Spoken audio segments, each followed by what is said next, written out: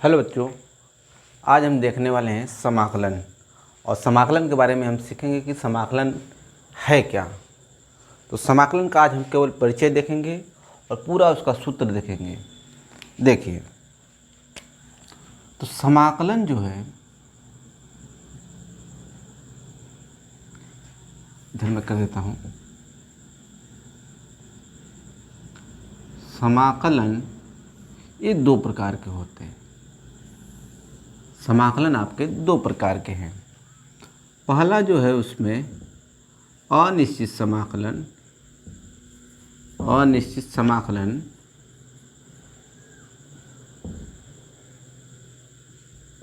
अनिश्चित समाकलन और दूसरा प्रकार होता है निश्चित समाकलन। निश्चित समाकलन।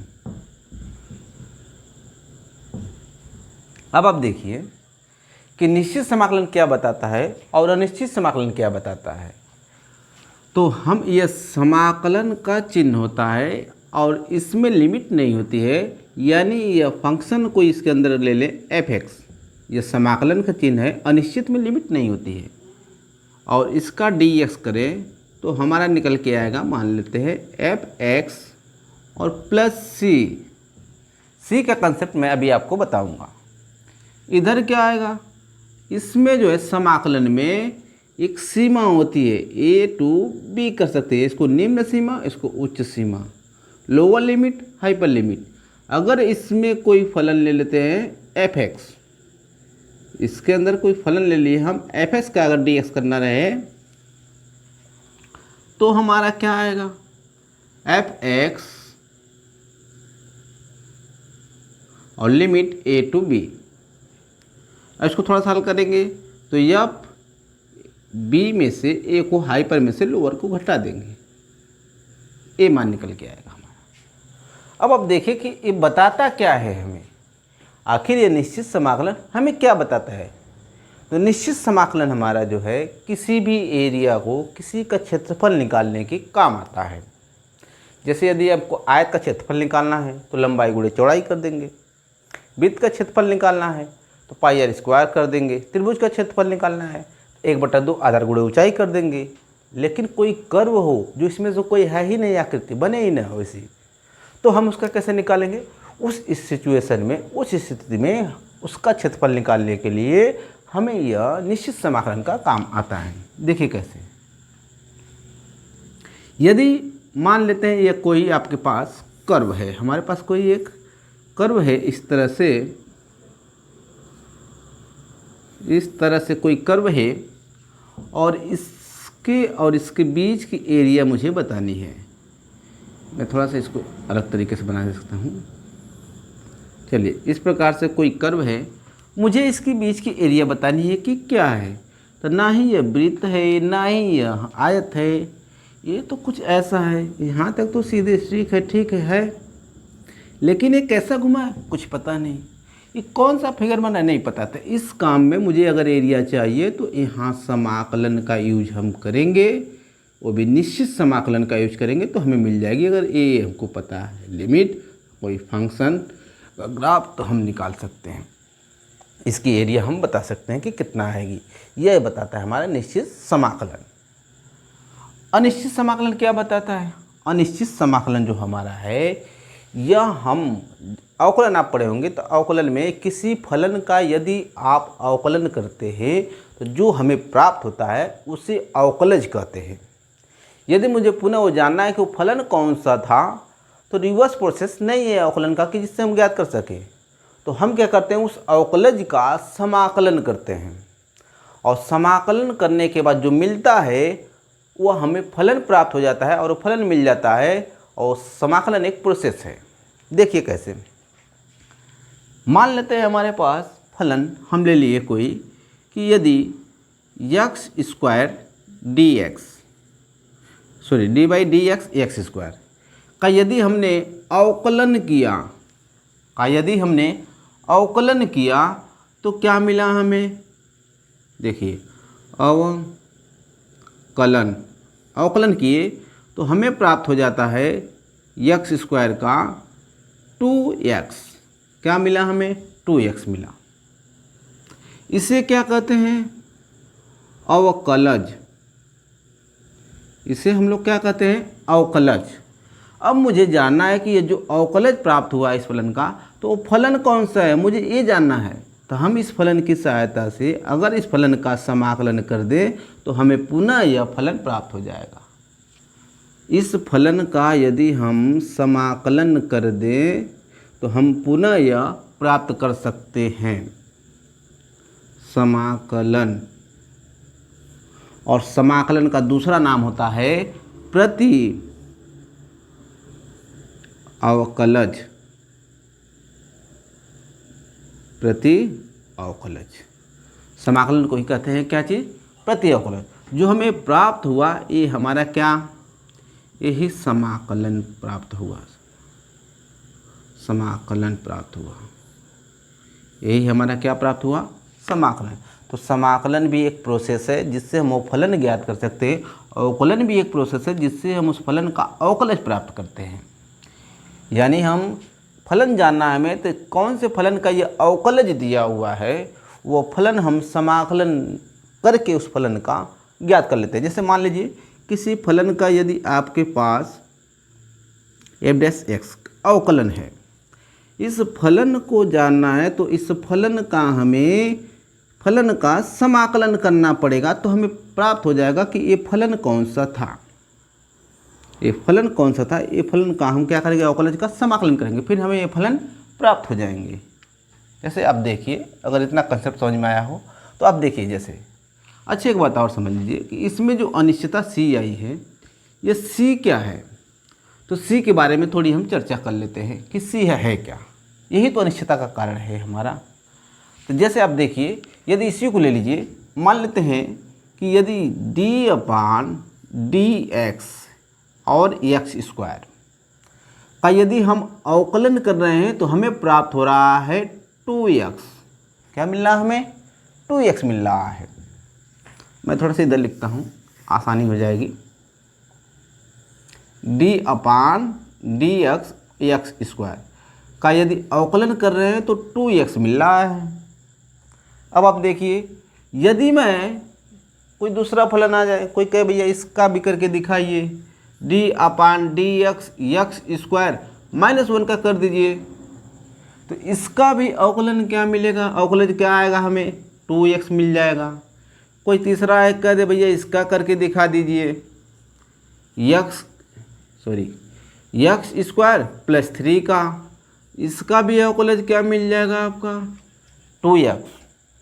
अब आप ध्यान दीजिए, यहाँ ध्यान ये दीजिए कि देखिए सब में तो x स्क्वायर है, लेकिन इधर कोई हमारा एक कांस्टेंट है, एक कोई हमारा रियल नंबर में से है। तो यदि हम देख रहे हैं कि भाई कोई कह दे कि यहाँ पे भाई x स्क्वायर +50 का करिए तब भी 2x आएगा, x स्क्वायर -20 का कर दीजिए तब भी 2x आएगा। यानी हम कोई भी संख्या इधर रख दे रहे, सबका क्या प्राप्त हो रहा है? हमें 2x मिलने वाला है अवकलन। तो मान लीजिए a ले लिए d/dx और x स्क्वायर, इसकी जगह पे मैंने कोई कांस्टेंट ले लिया c, कोई ले लिया हमने c ले लिया। अब इसका जब अवकलन किए तो क्या मिला हमें? 2x। ए भी मिला 2x, ए भी मिल गया 2x। तो अब देखिए, आप ध्यान दीजिए, 2x मिल गया। यदि अब इसका मतलब क्या कि हमने इसका जो अवकलन कर रहे हैं, अब देखिएगा यहाँ से, हम इसका जब अवकलन करें तो हमें जो प्राप्त हो रहा है अवकलज 2x। फिर इसका अगर हमें जाना तो अवकलज का हमें क्या करना पड़ेगा? समाकलन। तो इसका समाकलन करेंगे तो हमें फलन प्राप्त हो जाएगा। यानी हम कह सकते हैं कि 2x का समाकलन कितना मिल रहा है? x स्क्वायर है। यहाँ भी कह सकते हैं क्या? 2x का समाकलन कितना है? x स्क्वायर -1 है। यहाँ क्या कह सकते हैं? 2x का समाकलन x स्क्वायर प्लस 3 है। यहाँ क्या कर सकते हैं, 2x का समाकलन x स्क्वायर प्लस c है। अब आप देखिए यहाँ पे 2x 2x 2x 2x, हम सभी ये सारे चीज़ 2x बहुत सारे हो सकते हैं। 2x का सबका समाकलन हम देख रहे हैं भाई अलग अलग आ रहा है। इस 2x का समाकलन एक्स स्क्वायर, इस 2x का समाकलन x square plus 1 minus 1, 2x का समाकलन इतना आ गया, 2x का समाकलन इतना आ गया। फलन तो एक ही है, अवकलज एक ही है, लेकिन समाकलन जो कर रहे हैं हम तो फलन अलग अलग आ रहे हैं, प्राप्त हो रहे हैं। यानी हम देखें, अगर इधर गौर करिए आप तो सब में x square x square x square x square है, लेकिन इधर जो है एक कांस्टेंट जुड़ा हुआ है, एक कांस्टेंट जुड़ा हुआ है जो हमें नहीं पता कि यहाँ पे क्या हो सकता है। तो सी हमारा यहाँ पर कुछ भी हो सकता है, कुछ भी नंबर रियल हो सकता है। जैसे मैं लिख सकता हूँ कि C belongs to R, C belongs to R। यहाँ पे कुछ भी रियल नंबर हो सकता है, कुछ भी हम ले सकते हैं। अनिश्चितता का कारण यही है, हम बता नहीं सकते हैं कि इस फलन में एक्स स्क्वायर के साथ क्या आने वाला है। तो हम यहाँ लिख सकते हैं C बिलोंग्स टू R, कोई भी एक रियल नंबर ही आएगा। लेकिन ये हमें पता नहीं कि आएगा क्या, पता चल जाता तो निश्चित बन जाता हमारा, पता नहीं। तो यह अनिश्चितता का हमारा कारण है। ये अनिश्चित समाकलन कल आएगा है, ये जितना जिसमें सी लगा है सारे अनिश्चित समाकलन कल आएंगे। अब आइए हम थोड़ा सा फार्मूला देख लेते हैं, समाकलन का फार्मूला क्या है। तो मैं इसको रफ कर देता हूँ, अगले पेज पे फिर लिखते हैं।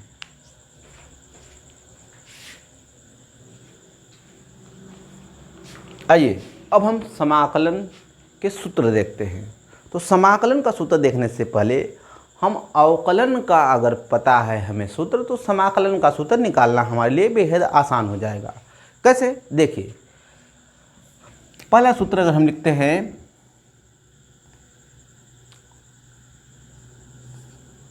हम पहले ट्रिग्नोमेट्री सूत्र लिखते हैं फिर आगे लिखेंगे। देखिए अगर d/dx sin x, d/dx sin x, इसका यदि अवकलन होता है cos x, इसका अवकलन cos x। अब आप देखिए कि अवकलन तो हमने निकाल लिया, इसका यदि समाकलन देखें तो इसका रिवर्स प्रोसेस होता है। इसका यह अवकलन है, अवकलन से हम क्या ज्ञात करेंगे, समाकलन। तो समाकलन के लिए क्या, cos x और dx, cos x dx, इसका क्या आना चाहिए, sin x आना चाहिए। तो sin x प्लस का c, यहाँ पे तो कुछ भी कांस्टेंट हो सकता था, कुछ भी ले सकते हैं हम। अगर sin x प्लस 2 का कर दे या c का कर दे तो cos x आने वाला है, ठीक है। cos x का कर दे इतना आ जाएगा। तो यहाँ कुछ भी कांस्टेंट होता है तो मुझे लिखने की ज़रूरत नहीं है, यहाँ पे c ऑलरेडी आप जोड़ दीजिए। देखिए दूसरा सूत्र d/dx cos x, cos x का देख लीजिए, cos x का क्या होगा, माइनस का साइन इनवर्स साइन x हो जाएगा, cos x का माइनस का साइन x। इधर करेंगे तो क्या, इंटीग्रेशन ऑफ माइनस का साइन x dx, इसका क्या आने वाला है, cos x plus c।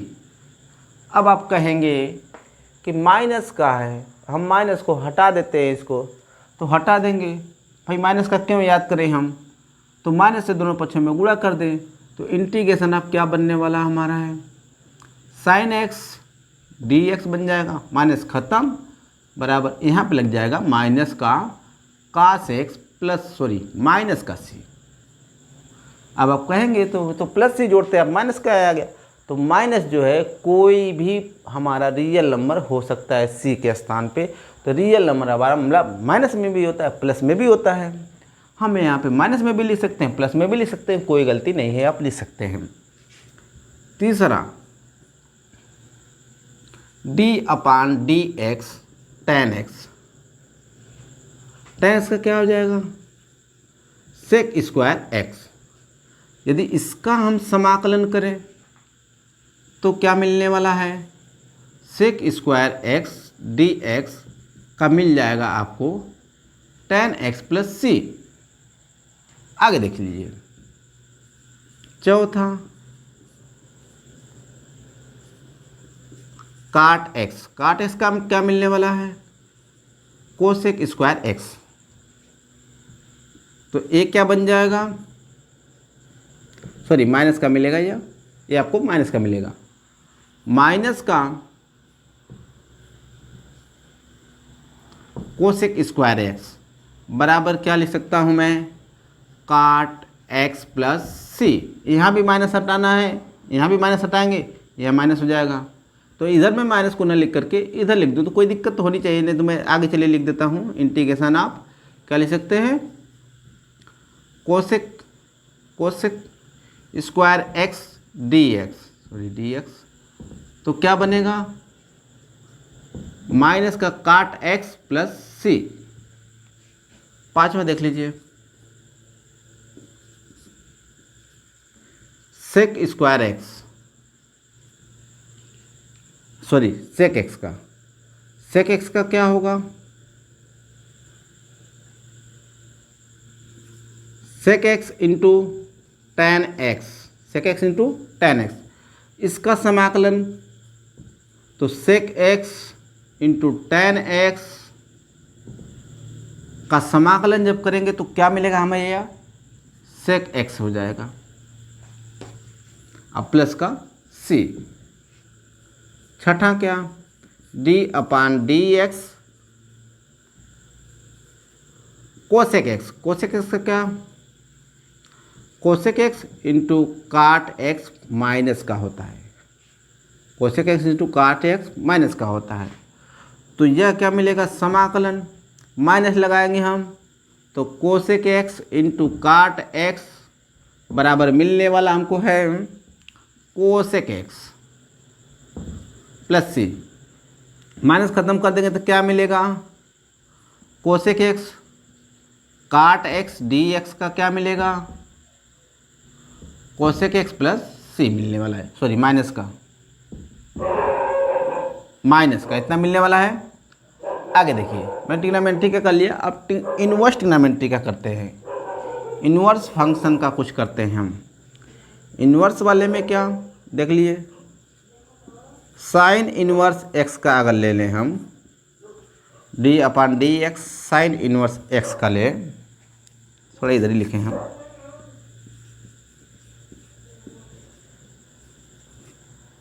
D upon D X sine inverse function में देखिए, तो साइन इनवर्स एक्स का क्या, अवकलन 1 upon under root 1 minus x square होता है।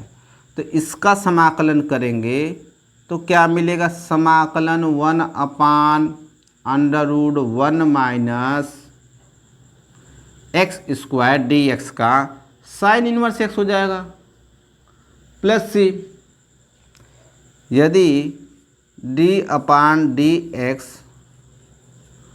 कास इनवर्स एक्स का देखें तो माइनस का 1 upon 1 minus x square under root में, इसका क्या मिलने वाला है, इंटीग्रेशन आप माइनस का 1 upon minus sorry under root 1 minus x square d x का मिल जाएगा आपको cos inverse x plus c. यदि मैं माइनस इधर से हटा दूं तो क्या मिलने वाला है, 1 upon under root 1 minus x square बराबर क्या मिलेगा हमें, माइनस का कास एक्स प्लस सी। अब आप यहाँ ध्यान दीजिए, अब आप कहेंगे एक चीज़ कि 1 upon under root 1 minus x square का तो साइन इनवर्स एक्स होता है, सेम वही चीज़ है 1 upon under root 1 minus x square का तो माइनस कास एक्स कैसे हुआ, दोनों सेम है। कैसे सेम है, आप देखिए थोड़ा सा यहाँ समझिए।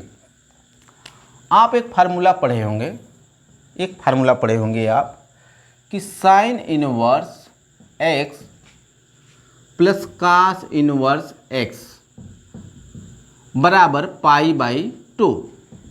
तो यदि मैं cos इनवर्स x का, यहाँ पे नहीं लिखा है क्या, cos इनवर्स x चाहिए, cos इनवर्स x का यहाँ माइनस भी लिख सकते हैं, cos इनवर्स x का मान निकाल दूं तो क्या π/2 माइनस साइन इनवर्स x।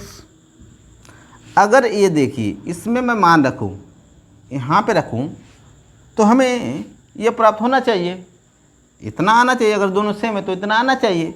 यहाँ पे रखता हूँ, कैसे देखिए, माइनस का cos inverse x minus c आया है। यह मैं इसको पूरा लिख देता हूँ, integration of 1/√1 minus x square d x बराबर आया है माइनस का cos inverse x minus c। तो देखिए आप यहाँ पे माइनस का और cos इनवर्स x का मान यहाँ रख दीजिए। cos इनवर्स x का मान यहाँ पे क्या निकल के आया, π/2 minus sine inverse x minus इतना माइनस का c, माइनस का गुणा कर दीजिए इसमें, माइनस का π/2 प्लस का, ये माइनस है तो प्लस हो जाएगा, sign inverse x minus c। आगे बढ़ाएंगे तो साइन इनवर्स x, ये वाला उधर कर लीजिए, इसके साथ लिख लीजिए, तो माइनस का π/2 और माइनस का c आएगा। अब देखिए कि यह है क्या, यह हमारा कांस्टेंट है, यह हमारा π/2 माइनस c क्या है, कांस्टेंट है।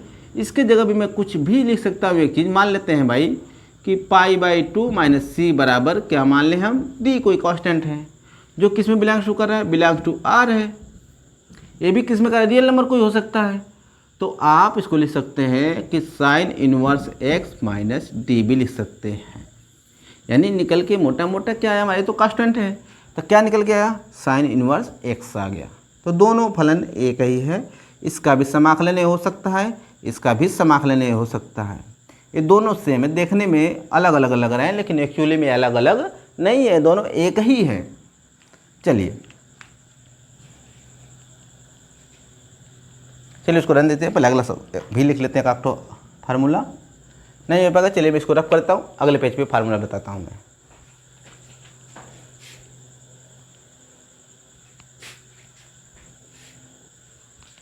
चलिए देखते हैं अगला फार्मूला, 9वां नंबर है,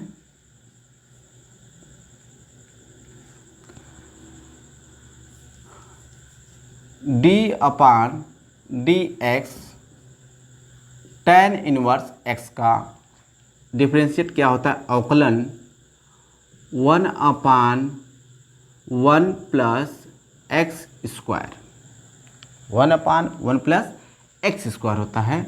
अगर इसका मैं समाकलन करूं, इधर थोड़ा सा आगे ले लेते हैं 9 नंबर, इसका समाकलन करूं यानी कि 1/1 प्लस एक्स स्क्वायर का समाकलन जो होगा वह tan इनवर्स x हो जाएगा प्लस c। 10 नंबर देख लीजिए आप, d/dx काट इनवर्स x का अवकलन माइनस का 1/1 प्लस एक्स स्क्वायर होता है। यानी कि ये वाला समाकलन जो होगा माइनस का 1/1 प्लस एक्स स्क्वायर का समाकलन होने वाला है काट इनवर्स x प्लस c। इसको चाहे तो आप, मैंने बताया कि माइनस हटाना है तो 1/1 प्लस एक्स स्क्वायर dx, इसको लिख सकते हैं माइनस का काट x प्लस c। इसका भी समाकलन a हो सकता है, इसका भी समाकलन a हो सकता है, दोनों प्रकार के समाकलन होते हैं, दोनों एक ही है, उसी प्रकार से अलग नहीं है। ये भी 11 देखिए, d/dx सेक इनवर्स x का क्या होता है, तो इसका होता है 1/x under root x square minus 1। यदि इसका मैं समाकलन करूं 1/x under root x square minus 1 का, तो मिलने वाला क्या है हमें, sec inverse x plus c। 12 number देख लीजिए क्या कह रहा है, d/dx कोसेक इनवर्स एक्स। ये क्या मिलने वाला है, माइनस का हो जाएगा 1/x under root x square minus 1। अवकलन आपको याद होना चाहिए, समाकलन आसानी से निकाल सकते हो।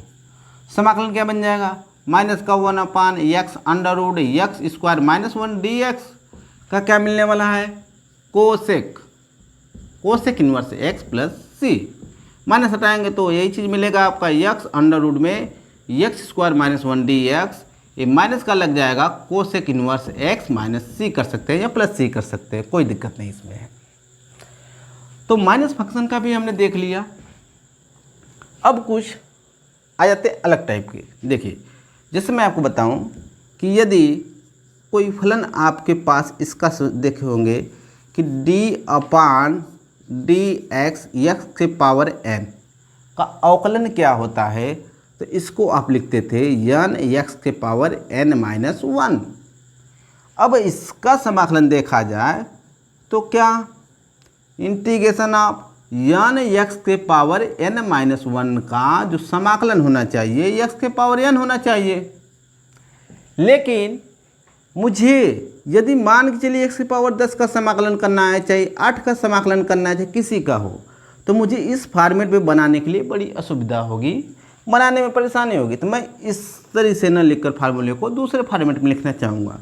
देखिए कैसे, यदि मैं इसको d/dx अगर x के पावर n+1/n+1 का अवकलन करूँ तो मुझे क्या मिलने वाला है, मुझे क्या मिलेगा, पावर पहले चला आएगा n+1 और x की पावर क्या बन जाएगा, एक घट जाएगा इसमें तो n मिल जाएगा अपान n+1, ये वाला इससे कैंसल, तो क्या मिला मुझे x के पावर n, x के पावर n मिला।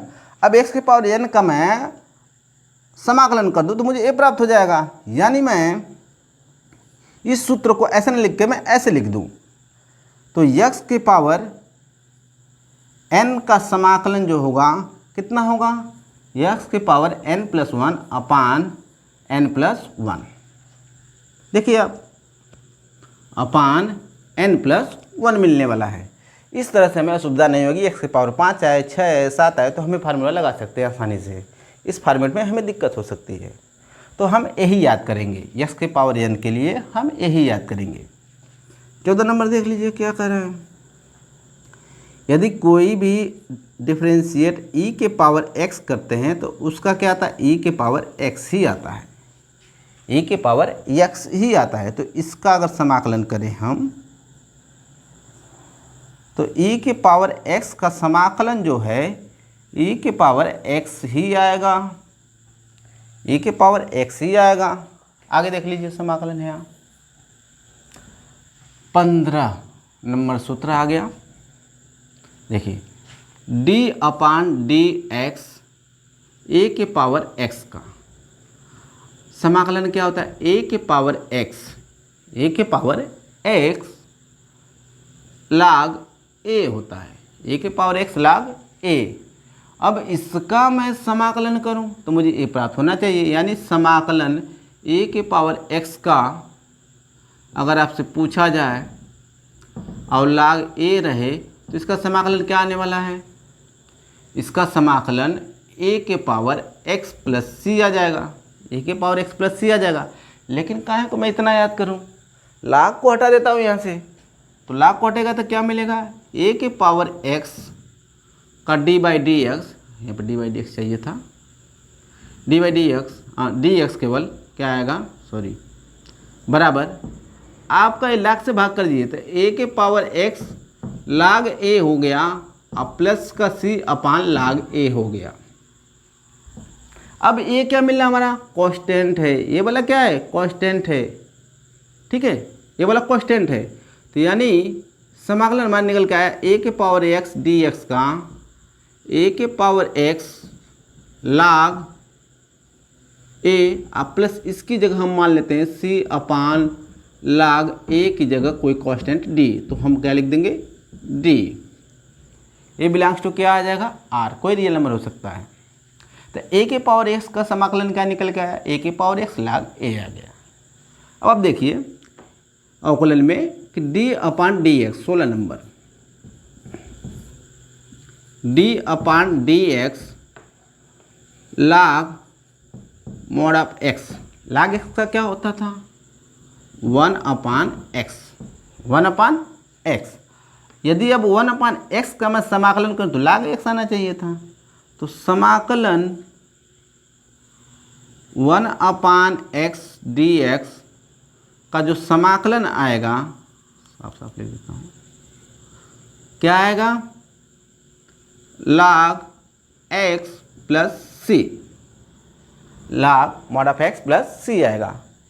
ठीक है, लेकिन यहाँ पे x की घात जो होनी चाहिए यहाँ हमेशा 1 ही रहेगी तभी कार्य करेगा। 1 के अलावा 2 आ जाए, 3 आ जाए, 4 आ जाए, 5 आ जाए तो हमारा ये फार्मूला लॉगरिथम का नहीं लगेगा। तब हम ए वाला लगाएंगे, x पावर n, इसको ऊपर ले जाकर लगाएंगे। यहाँ पे n बराबर 1 के लिए ही केवल सही है, n बराबर 1 के लिए, केवल n बराबर 1 के लिए काम करेगा केवल। ठीक है, चलिए, तो इस तरह से आपके पूरे फार्मूले लगभग क्लियर हो गए हैं। ऐसे आपकी अध्याय खत्म हो जाएगी, आप समाकलन को आसानी से कर सकते हैं। चलिए, उम्मीद करते हैं कि आपको समझ में आया होगा।